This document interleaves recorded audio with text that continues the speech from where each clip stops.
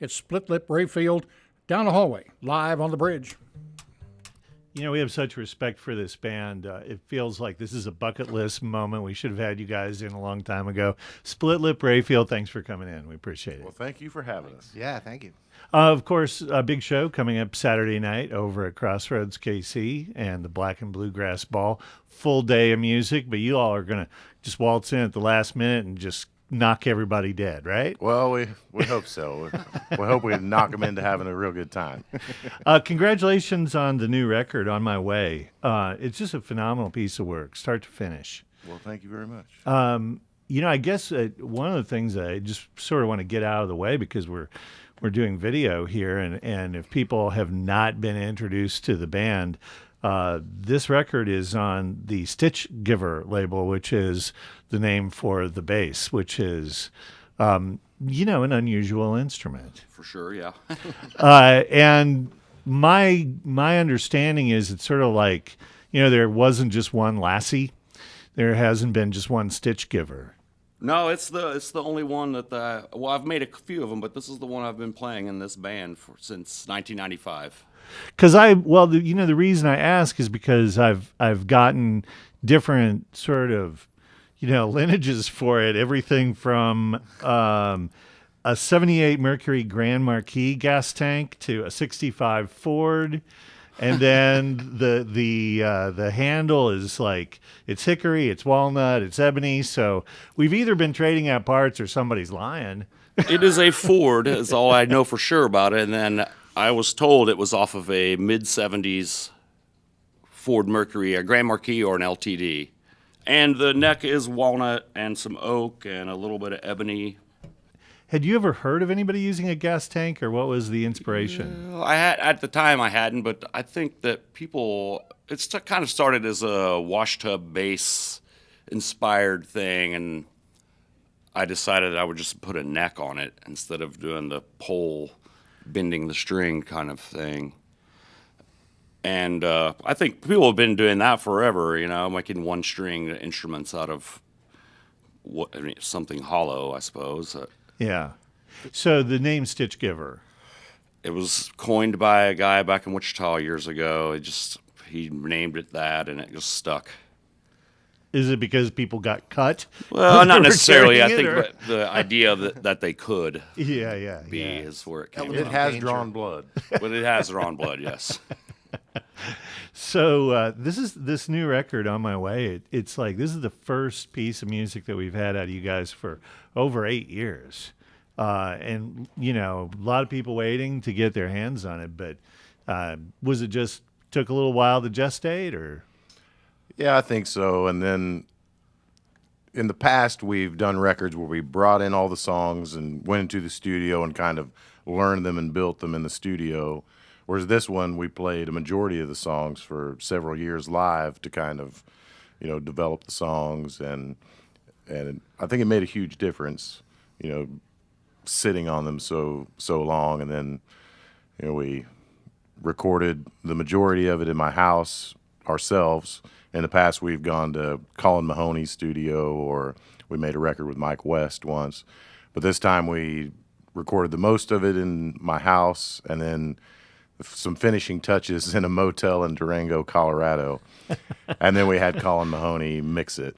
So was it planned to do it in a motel in Colorado, or did it just happen? It just kind of worked out. We just dragged the equipment with us, because nowadays, you know, you can do that. The equipment is so much smaller, and you can, Yeah. you know, and we had a couple of days off in Colorado, and so we just got a little motel in Durango, Spanish Trails, and finished the tracks there. That's unbelievable. You know, it's been a really interesting thing over the years as we've had bands come through and do sessions like this, the ones that use, you know, bluegrass style instrumentation. How many of them have, without provocation, invoked you guys as being a standard bearer, a forebearer, a group that established a sound? Are you even aware that you hold that with other bands, that position? Well, go ahead, Eric. Oh, somewhat. I mean, you know, people have been really nice in saying that that they've been inspired by what for us was just kind of a happy accident. I mean, this sort of happened as a side effect of being in other bands. And we met down at Winfield, and we were in other bands, and then this just sort of rolled out. So, you know, you have to take all that with a grain of salt. But there have been some folks that have been very gracious in giving us the nod and saying, you know, I saw that you were doing that, and I thought I could do that, and so they do. And yeah, it's cool. There's kind of a subgenre sort of developed, I think, around some of that Pecan Grove stuff that was happening in the 90s at Winfield. The new record, you're going to have vinyl for the first time. Any day now, it should show up. Hopefully before Saturday night, right? Hopefully so. Is that going to feel special? It kind of is. We once did a single on vinyl, but we've never done a full play record, long playing vinyl record before. So it's pretty exciting to hold a big 10-inch record like that. Yeah. You know, you mentioned Winfield, and I know Winfield's kind of important to y'all. Another name that's been put on the kind of music that you do is Stage 5, because it was almost like at Winfield you were quarantined.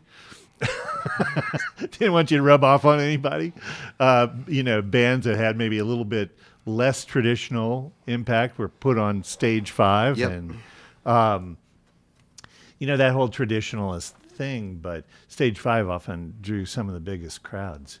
It's almost like you weren't supposed to have influences that went outside that world, and there's been a lot that's been made as some of the influences. I know that Eric, you're well known for loving Deep Purple. Yes. Yes. And Wayne, Iron Maiden, Zappa, Lucinda Williams, and Springsteen. That's an interesting group. Yeah, I just like music. Yeah. If it's good, I like to listen to it. Yeah. This band actually sort of, I think one of the places where you could sort of track the development of the band was through a band that you were in, Wayne, Scrote Belly? Scrote Billy, yeah. But it was not really exactly this kind of music. No, it was more much guitar-based. much heavier. It's 2 guitars, bass, and drums, and it had country and metal influences in it, and it was, we were young, kind of crazy. You had a pretty famous merch guy. Well, it was that guy. That was me. It was Jeff, yeah. Yeah. So was there any particular place where the mandolin came into your life? Well, on the first record, I'm not on the first record. Right. It was Eric, Jeff, and Kirk, and they were doing a couple of shows down in Texas, and Eric wasn't able to go, and so Kirk asked, "Hey, can you just bring a mandolin and fill in for him?" And so I had to go buy one, and then Learn to play it on stage that night. then I just never left the band after that, and so I dabbled with the mandolin a little bit before Split Lip, but really I've kind of learned in front of everybody. Yeah. I guess, since this is the first time we've had you in, it's okay to dig a little bit into the history, but, just the name Split Lip Rayfield, I guess that came from your parents? Yeah, he was a guy, Billy Rayfield, that my parents went to high school with.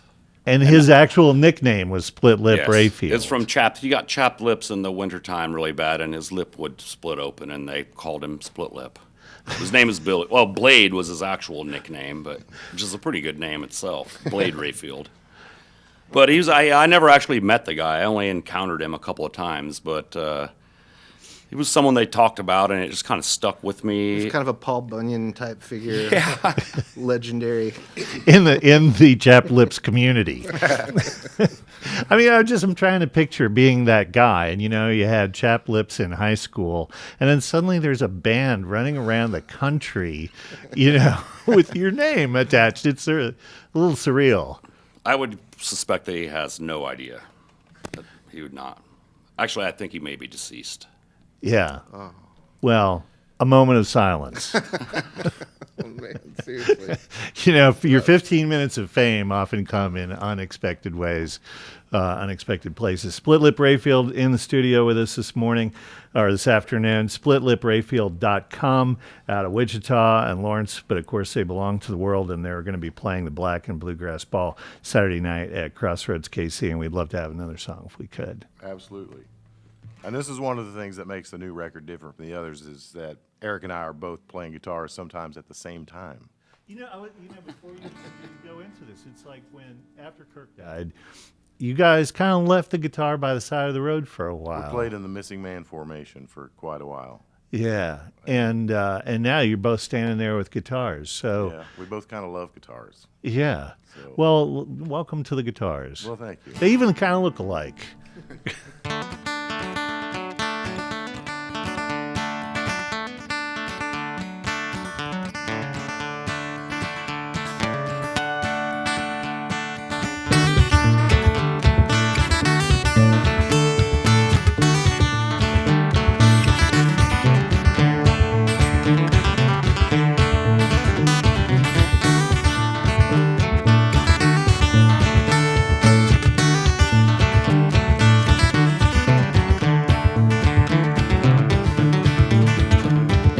Everybody's going home and the sun is long since down. A train is howling through the night and they're rolling up this town. Smoke another cigarette and watch the stars go by. Sit yourself right next to me and bathe in the moonlight. I see two eyes shining in the night. I just don't know how I did it right.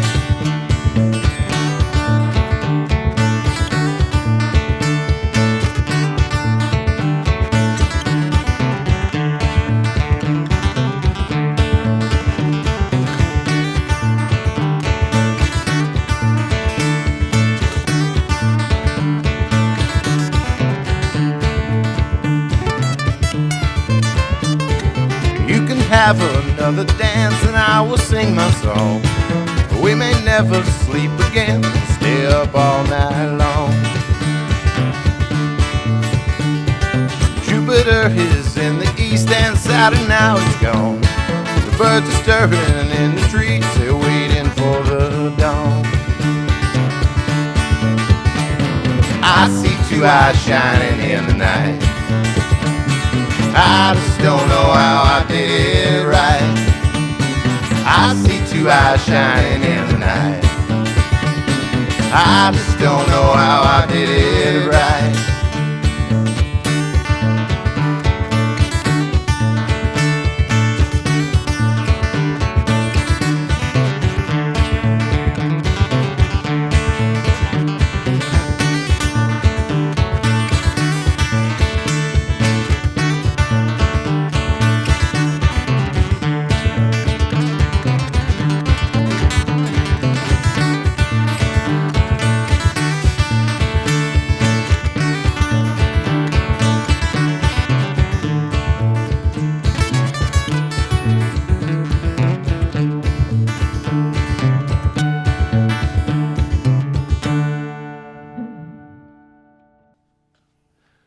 That's one of my favorites off the new record. I like that one a lot. Oh, thank you. You know, when Split Lip Rayfield got started, I mean, it was the bluegrass instrumentation, but it was also this sort of element of speed to it. Yes. And this new record feels like you all are continuing to grow and change and maybe investigate some new musical styles that maybe weren't in the palette before. Is that a fair assessment? Yeah, I think definitely.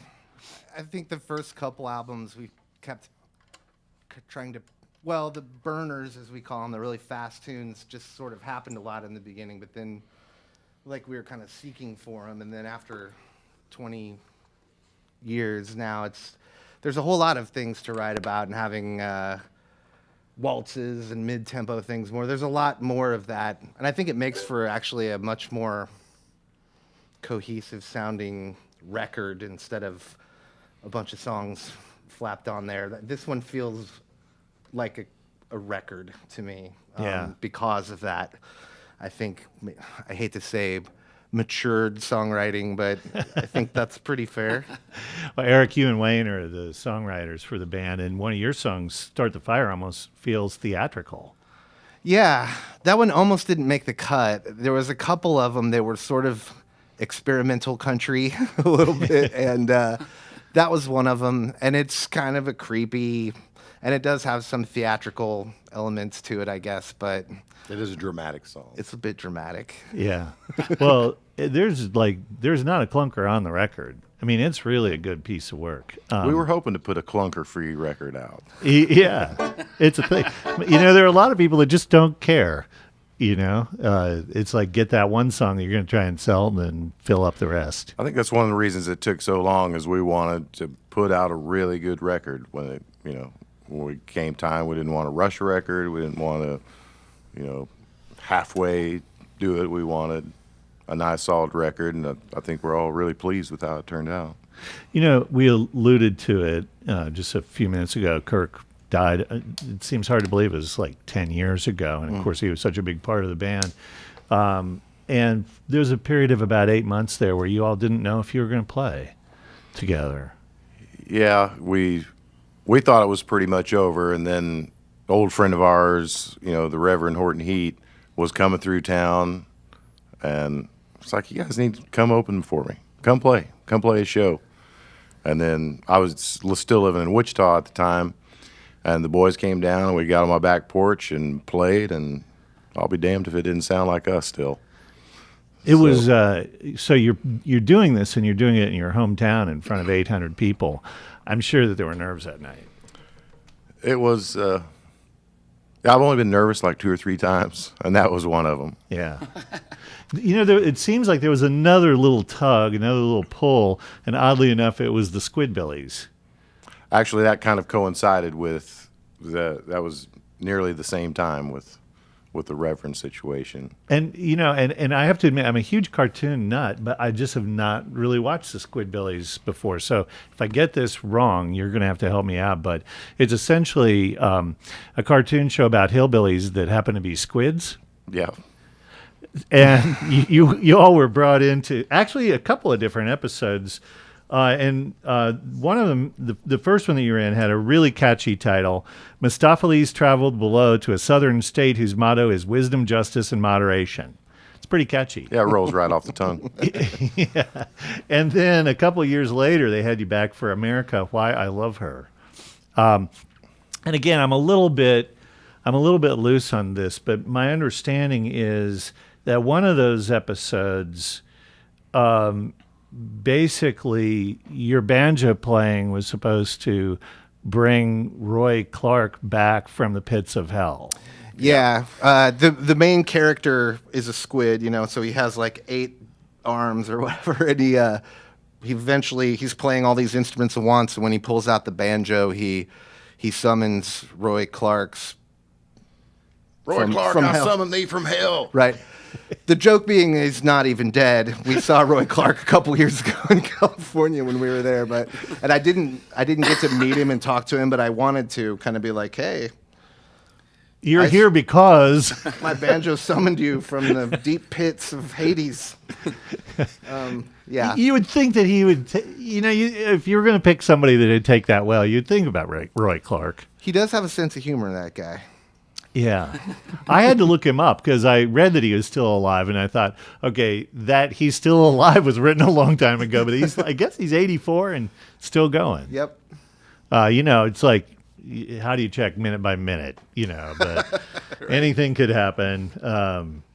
So Eric, you were sort of, your playing isn't the same by any stretch, but you were actually kind of inspired to pick up the banjo by Bela Fleck. Yeah, that's true. I was living in Lawrence in the early 90s, and my roommates were all big Grateful Dead fans. And one New Year's Eve, we were hanging out, and they tuned into this Grateful Dead New Year's Eve show, and it was Bela Fleck and the Flecktones were opening. And I grew up with country music, but I'd sort of given it up, let's say, I wanted to be like a hard rock guitarist. And I've always had a foot in jazz a little bit. And so hearing the banjo and those kind of jazzy sounds and scales and stuff.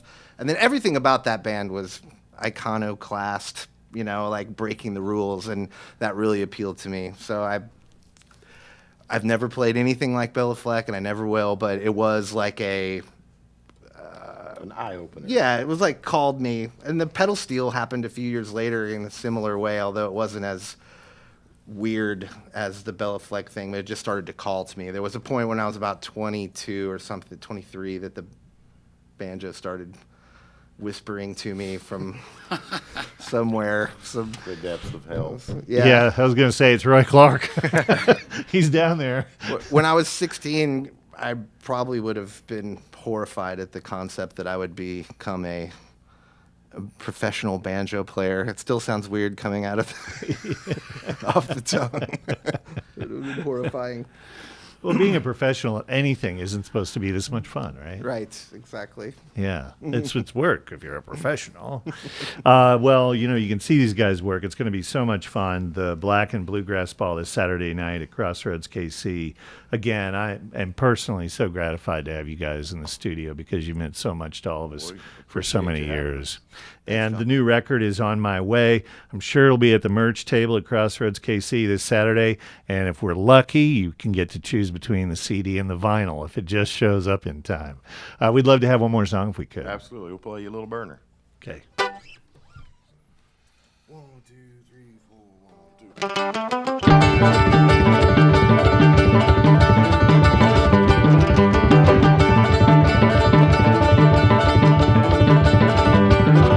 Now it is way back long ago before you were around. The old gal was wild and so was I, and we used to run around. Well, I did some things that I regret, and I'm sure that she did too.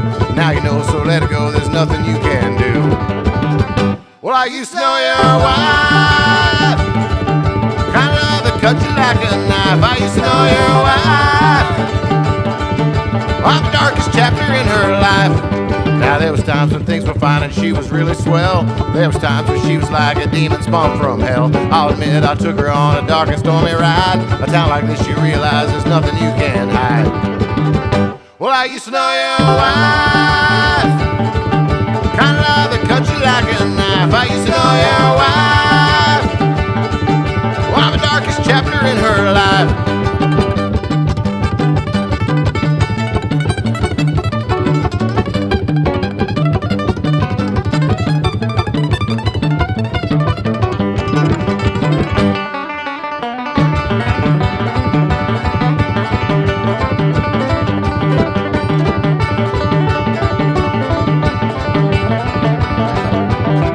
Now try to shake it off, my friend, since you were not the first, and try to thank your lucky stars, it could have been much worse. Don't you even think about those things you learned from me. An education cost so much, those lessons weren't for free. Well, I used to know your wife, kind of love that cut you like a knife. I used to know your wife, well, I'm the darkest chapter in her life. I used to know your wife, kind of love that cut you like a knife. I used to know your wife,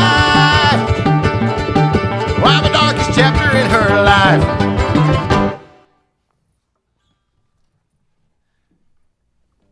Split Lip Rayfield in the studio this afternoon. The new album is on my way. And again, playing the Black and Bluegrass Ball this Saturday night at Crossroads KC.